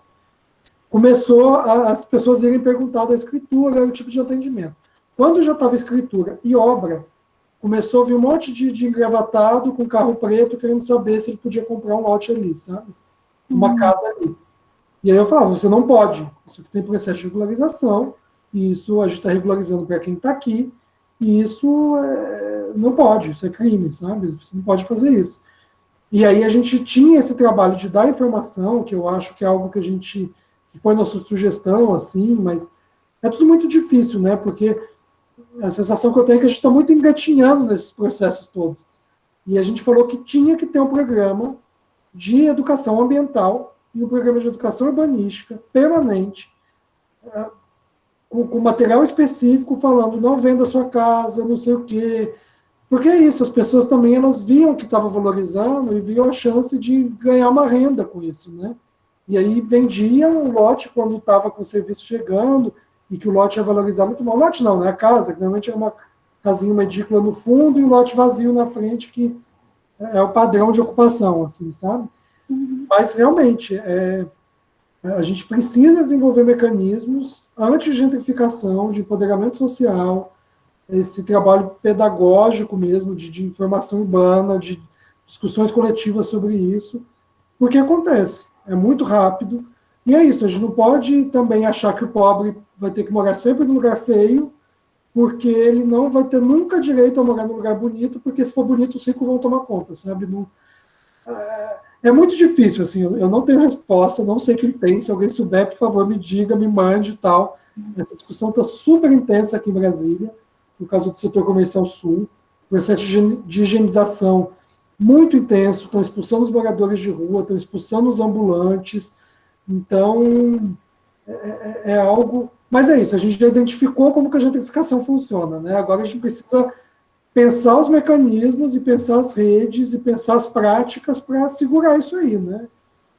Para não deixar, senão vai ser sempre essa injustiça, né? Da gente fazer uma ocupação cultural de tal área e aí os artistas começam a frequentar e pronto, de repente o mercado vai lá e toma tudo da gente, sabe? Ou as populações vão lá e autoconstroem seu território, quando finalmente está tudo regularizado bonitinho, vai lá o mercado e toma, né? É sempre esse valor de troca e nunca o valor do uso, né? Nunca a permanência dessas pessoas. Realmente é difícil, né? Eu acho que a gente tem muito chão aí para caminhar, muita discussão que tem que ser feita, várias frentes, vários profissionais, representantes, enfim, das comunidades e tal. Um belo do trabalho. E necessário, urgente. Se alguém tiver resposta também, gente, que nem o Luiz está falando, eu aceito, viu? Porque eu também fico me perguntando, isso não só também quando você está deixando o espaço bonito, né? Bonito assim, né? Eu uso a palavra, né? Porque bonito é muitas coisas, mas quando você está trazendo serviços também, né? Metrô. Exatamente, o VLT, uma linha de ônibus, sabe? Coleta de lixo. Se você ver quando começou a ter coleta regular de lixo no Sol Nascente, você já vai vendo que já cria um outro interesse do mercado imobiliário naquela área, sabe? As pessoas já vão se sentindo mais pressionadas a vender, assim, coleta de lixo, sabe? É o básico do básico do básico, assim. É isso que me assusta também. E também eu não sei, né? Às vezes a gente fica muito preocupado, né? Não falando de uma forma preconceituosa, mas geralmente são pessoas muito simples também. Às vezes podem vender por um valor abaixo, ou então. Um exemplo que eu trago aqui na Brasilândia, aqui em São Paulo, né? O metrô chegou lá, muita casa foi desapropriada, chegou uns engravatados, assim, pedindo, por favor, olha, gente, vamos desapropriar, mas a gente vai pagar. Desapropriação aconteceu, acho, mais de 5 anos, tem gente que até hoje não recebeu, tem gente que o metrô vai voltar a construir, porque ficou anos parado por conta de lava-jato, não tinha dinheiro, enfim, licitação parada, e assim, são pessoas que até hoje não receberam, e aí você tem uma mobilização de, tipo, vai ter que levar advogado lá para essas pessoas, porque assim, também são pessoas que não têm como irem para o centro ou qualquer outra região, assim, que talvez encontrem um serviço mais especializado, não tem condições de pagar, e é muito maluco, porque muitas pessoas que, por exemplo, que já moram um pouco mais para frente, que é atrás da minha casa, elas conseguiram, mas eram pessoas que já tinham recursos, já tinham certos recursos, tipo, puderam acionar advogado, e não são todas as pessoas, assim, que têm essas condições também, tipo, foram com a promessa de, olha, tudo bem, a gente vai pagar vocês, e até agora não pagaram, e como que essas pessoas acessam a lei também? Para mim é muito complexo, assim. Detalhe, gente, essa linha de metrô aqui era para ter ficado pronta na Copa do Mundo no Brasil, tá? Não tá até agora. Meu Deus. Uhum. Mas sim, eu acho que é o meu maior questionamento nesse sentido mesmo. Preocupação. Eu acho que é uma provocação para todas e todos que estamos aqui. Quais mecanismos, né, gente? A gente tem que criar isso. Né? A gente tem que pensar nessas soluções, né? Não dá para a gente ficar sempre nesse medo, nessa ameaça, nesse imobilismo, né? É isso, as pessoas precisam viver e precisam viver bem, né? Com dignidade. Não simplesmente ficar com o que sobrou, sabe? Com o que o mercado não está interessado ainda. Mas assim, Luiz, eu gostei muito da sua abordagem, eu agradeço muito, assim, porque não é todo arquiteto responsável que eu encontro, principalmente aqui em São Paulo, com essa visão também, então eu agradeço bastante, assim, me tirou, vamos dizer assim, um pouco das minhas dúvidas, até uns certos preconceitos que eu tinha em relação a esse assunto, assim, justamente por conta da gentrificação, era uma coisa que me assustava, assim, bastante, então... Não fazer só porque é bacana, é bonito, vamos ajudar as pessoas, mas vamos fazer uma coisa integrada também, e ver esses mecanismos. Mas é isso. Obrigada mesmo. A todos eles. Obrigado pelas provocações, pela fala. Muito bom.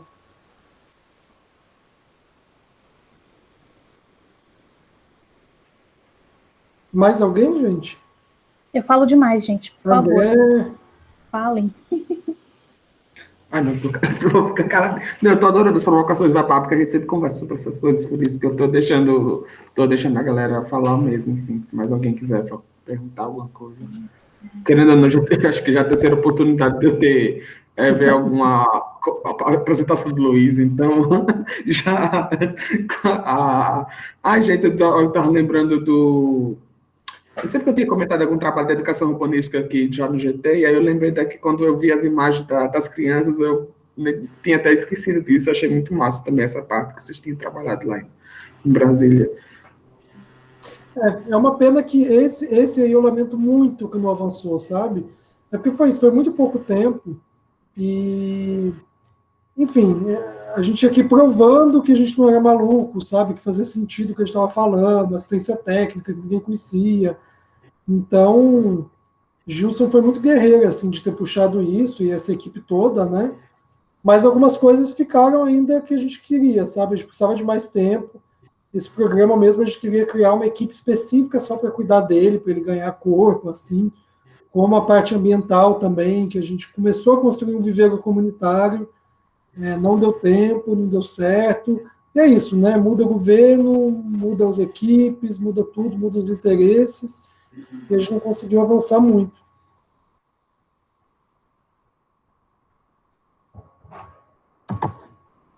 Mas é isso, fica como uma sementinha de possibilidade, porque a gente conseguiu, durante um ano, rodar isso, sabe? Foi bem bacana. Em várias edições dos mutirões tinha esse programa educativo, com essas crianças, e que foi muito bacana mesmo. Infelizmente, a gente não conseguiu fazer o material que a gente queria, didático e tal, mas rolou ali na prática, no momento e tal, rolou, e foi muito bacana, foi muito importante. Muitos dos arquitetos e das arquitetas ficaram amigos dessas crianças, acompanham elas e tal.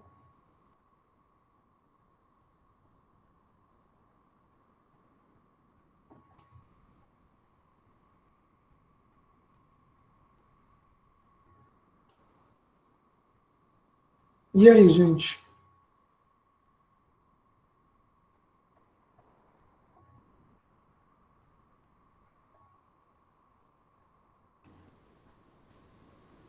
Acho que tá todo mundo tímido hoje. Érica, Lari também não falaram, querem falar alguma coisa, comentar alguma coisa.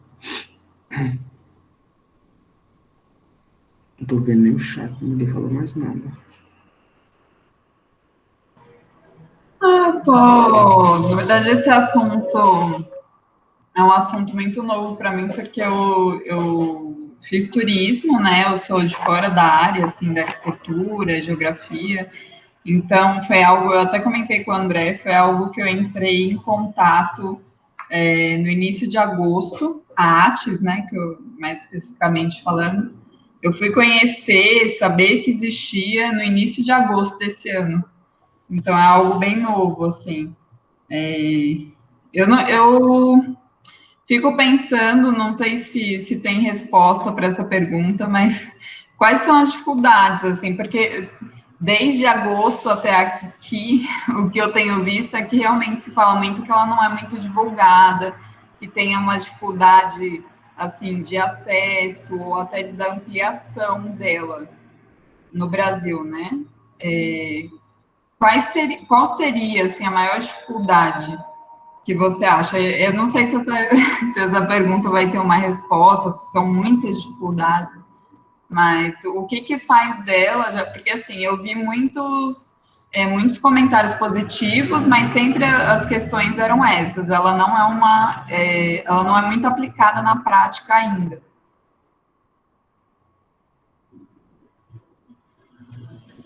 Boa pergunta. Eu acho que as dificuldades são muitas. A principal delas é fonte de recurso, que não tem, né? Isso não entra nas contas estatais, enfim. E até então também eu acho que é porque não havia muita experimentação.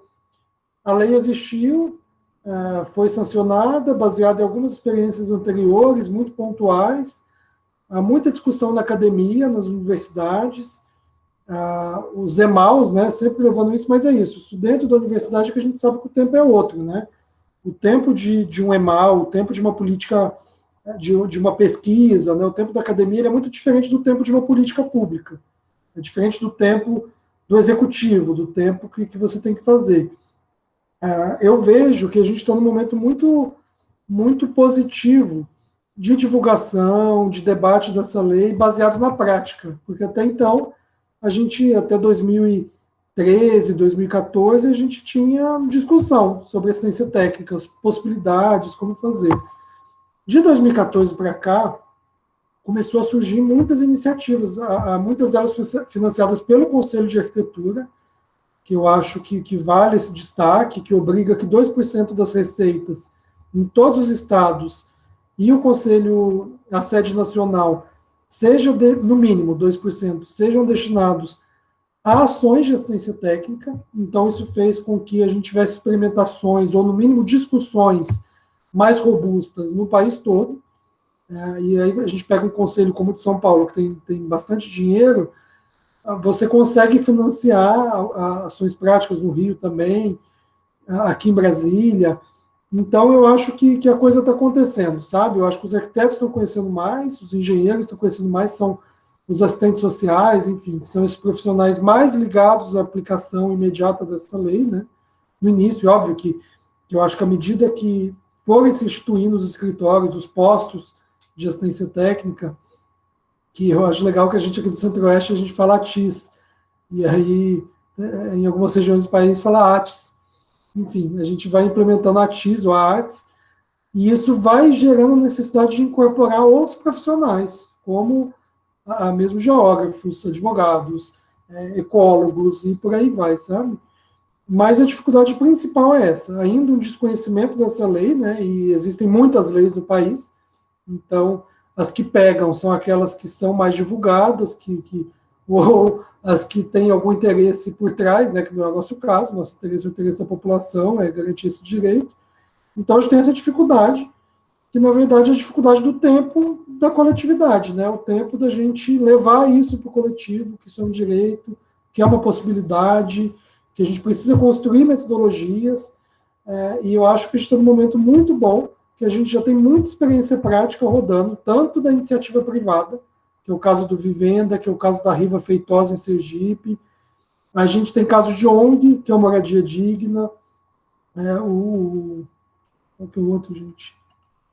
A gente tem o caso das universidades, que é a residência da UFBA, e que já está montando núcleos em várias partes do país, né? Em Sergipe talvez vai ter um, aqui na UNB vai ter outro núcleo, enfim, isso tá acontecendo já. E eu acho que o principal é isso, sabe? A gente tentar pensar fontes de recursos, a gente divulgar essa lei entre os nossos colegas, para os nossos políticos, para quem a gente vai votar, cobrar isso dos vereadores, dos prefeitos, principalmente, que é quem tem mais esse contato com esses territórios. Então, eu acho que a gente está num momento muito propício de fazer essa lei valer, sabe? De, quando for a gente pedir voto, falar, beleza, e qual você tem alguma proposta sobre assistência técnica, sobre os territórios populares, sobre territórios da periferia, a lei 8.888, o que você tem a dizer sobre isso, sabe? Eu acho que isso é fundamental, porque a maior parte dos recursos para isso a gente sabe que vai vir do poder público, né? Ou dos próprios moradores que já têm pouco dinheiro. Então, é melhor que venha do poder público, porque é uma forma de a gente melhorar aí a distribuição de renda. Então, eu acho que é isso. Não sei se respondi, Érica, mas é isso. As dificuldades são muitas. Eu sim, agradeço, Luiz. O preconceito com o território, sabe? Eu acho que o preconceito talvez depois da questão financeira, o principal problema, sabe? De achar que comunidade, que favela, que esses territórios populares é lugar de criminalidade, é lugar que você vai entrar lá como arquiteto com a sua trena, com a sua pranchetinha, que você vai morrer, e não é assim, sabe? Então, eu acho que conseguir recurso e desconstruir preconceitos, a gente vai avançar muito, sabe? Legal, Luiz, obrigada, viu? Obrigada pela apresentação. Obrigado, gente, por estar aqui até agora. Não, estou aprendendo bastante, assim, acho que a gente tem feito uns grupos de estudos bem legais ultimamente, estou gostando, que traz outras, pelo menos para mim, né, que não sou dessa área de arquitetura, enfim, eu aprendo coisas novas, assim. E vem cá, vou usar de você. O que você achou? Que eu sempre faço apresentação muito para arquiteto, estudante e tal. Né, eu achei muito bom, de verdade. Eu achei que eu consegui entender. Assim, recentemente eu comecei a fazer um curso de planejamento e gestão de cidades. Então, eu acho que isso que me aproximou mais dos termos técnicos, enfim, que eu fui conhecendo, até a ATIS foi lá que eu conheci, também aqui muito pela Engaja, né, porque a gente acaba abordando diversos temas, mas eu sinto que às vezes são coisas que realmente ficam muito restritas, assim, né, eu percebo que a discussão está sempre no mesmo local fechado, que aí quando você entra nesse local, você vê essa discussão, mas se você está um pouquinho fora, ela passa, assim, batido, né. Teve um caso super legal, acho que foi no Rio Grande do Sul, que a população, assim, munida dessa informação de que ela tinha esse direito, ela judicializou e começou a cobrar judicialmente a prefeitura de que eles tinham direito e que eles precisavam desse serviço, sabe? É um caminho também. Enfim, a gente precisa construir essa rede, né? Ligar esses pontos todos aí para que a gente consiga conectar quem financia, com quem vai dar assessoria, com quem vai receber esse atendimento, com quem que vai mediar essas discussões todas, né? Então, a gente tem que ir fazendo essa trama acontecer, de fato. Muito obrigada, Luiz. E é legal, né? Essa proposta aqui do Engaja Mundo, foi muito bacana, estou muito feliz de estar aqui, porque é isso, é uma rede que não é só de arquitetos, não é só desse mundinho que está discutindo isso há mais tempo, né? E essa ideia de ampliar esse debate para mais gente, isso é muito bom. Muito Sim, bom essa iniciativa. Dia Mundial do Habitat, né? Exatamente.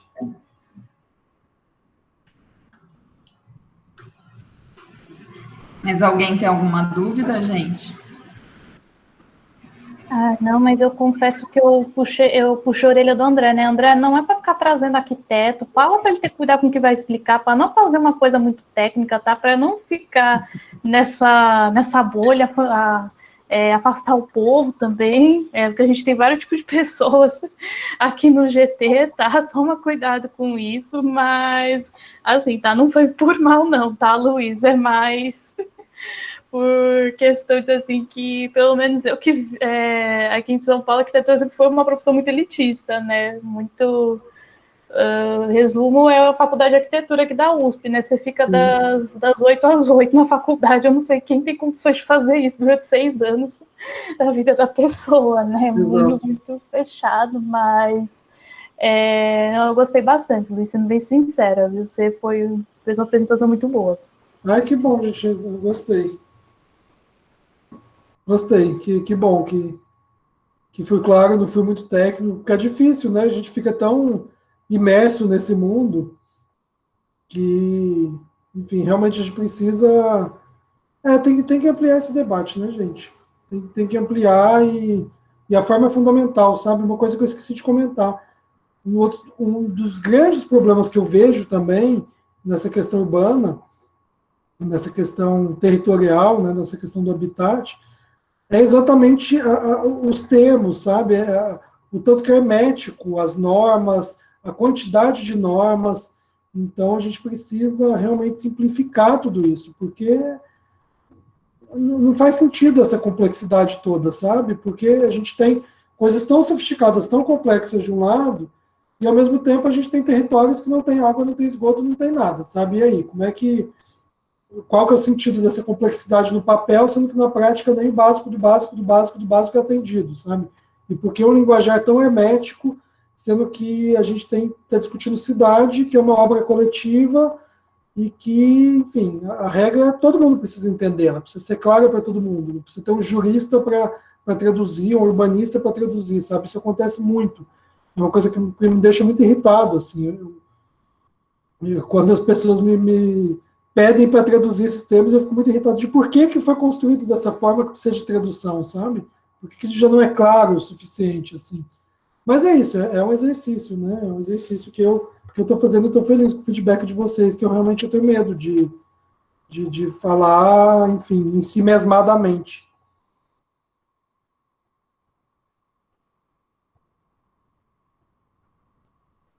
Mais alguém, gente?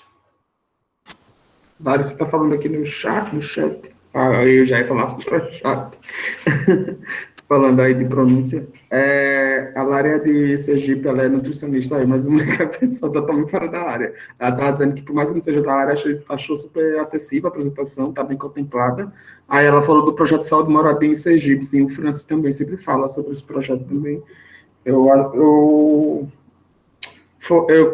tive esse ano naquele fórum, meu Deus do céu, foi do Nordeste, de assessoria popular do Nordeste, foi em Recife.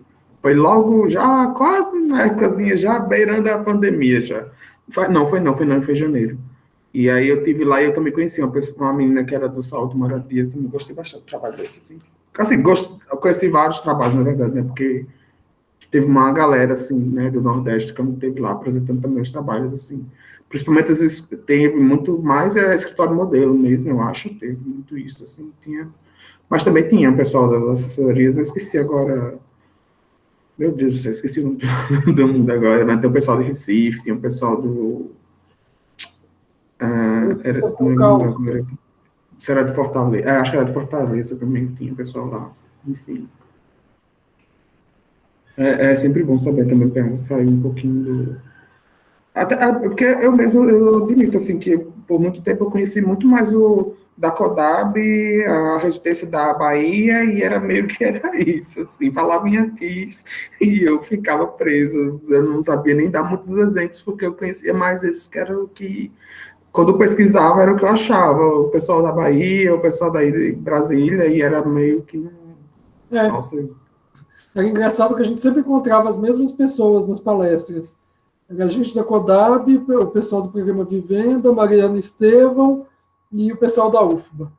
É porque realmente era mais ou menos o que tinha mesmo. Muita coisa surgiu logo em seguida, sabe? Muito por causa desse investimento do CAL em promover isso, sabe? Isso foi muito importante. E aí, junto o investimento do CAL com iniciativas práticas que ganharam visibilidade, realmente isso ajuda as pessoas a pensarem, nossa, dá para fazer isso aqui também, sabe? Aqui na minha cidade, na minha prefeitura, no meu bairro, etc. Então, na minha universidade. Então, acho que é legal que quando a gente começa a mostrar que é possível fazer, e você, quando vai iniciar, você sabe que pode buscar colegas de outras regiões do país que passaram pela mesma situação, assim, que pode dar esse apoio, isso ajuda muito, né? Então, pessoal do Conde aí na Paraíba, está fazendo um trabalho então, lembrando agora fantástico que eu ia também. comentar, era do Conde mesmo, o pessoal do Conde, lá do escritório público, sim. É, Eu acho que é o primeiro aqui na Paraíba, nem João Pessoa, não chegou agora está tendo a residência da UFPB, né? Mas antes disso já tinha o pessoal no Conde trabalhando já. Exatamente.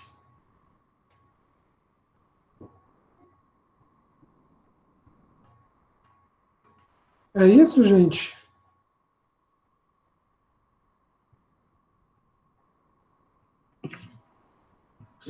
Pessoal, mais alguma dúvida?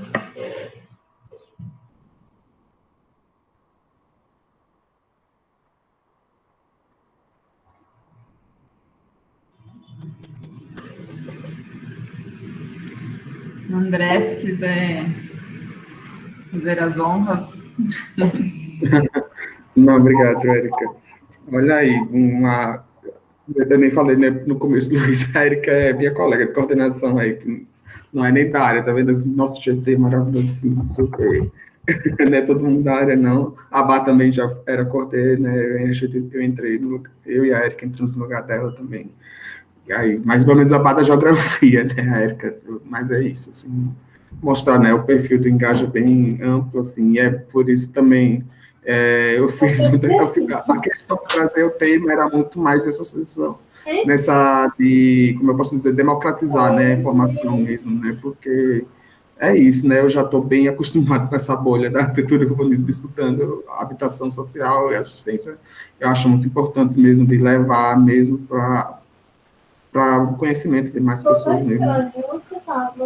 Furar essa bolha, enfim, né? Foi nesse sentido mesmo, assim, achei importante mesmo. Enfim, muito obrigado, Luiz, assim, pela disposição. Eu não posso dar feedback sobre a apresentação, né, porque eu sou da área, fica mais fácil dizer se estava bom ou não estava bom, mas as meninas se sentiram contempladas, então eu acho que realmente achei bem acessível, se não foi nada, não entramos numa discussão muito técnica, né? E é isso, gente. Obrigado. Bárbara, você quer falar? Não, só ia fazer o convite, gente, para quando a pandemia passar, vocês conhecerem o Instituto das Cidades aqui da Unifesp, aqui na Zona Leste, tá? É onde eu estudo.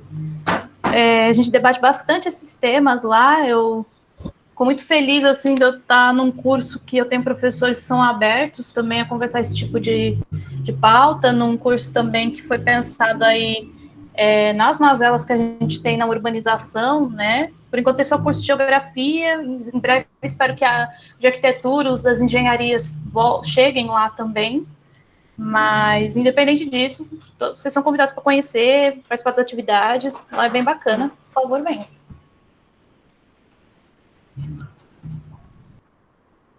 Já estou nessa pendência aí desde antes da pandemia. É tristeza, a pandemia cancelou foi tudo. Obrigado, gente. Eu acho que é isso. Acho que todo mundo está bem contemplado. O Hilton falou que não tem mais nenhuma dúvida. Obrigado, Luiz, pela disposição, pela noite aí, por trazer isso. E eu tenho certeza que, né, enfim, né, vamos levar isso aí para o YouTube, vamos espalhar mais ainda a informação, democratizar mais a isso. E a luta aí, fiquei muito feliz pelo comentário da Tainá, ela está levando também. Eu vi hoje também, acho que foi o IAB, né, falando sobre o dia da arquitetura, e do dia do habitat também falou sobre a lei, acho também bem importante, mas é isso, eu acho a importância de trazer essa discussão para fora da bolha mesmo. Acho que eu fico feliz em a gente ter conseguido trazer essa discussão hoje para cá, porque é isso, né? Engaja bem mais para além do pessoal da arquitetura, então acho importante. Fico feliz, obrigado, Luiz. Se quiser falar alguma coisa para finalizar. Não, gente, só agradecer mesmo o convite, as perguntas, as provocações.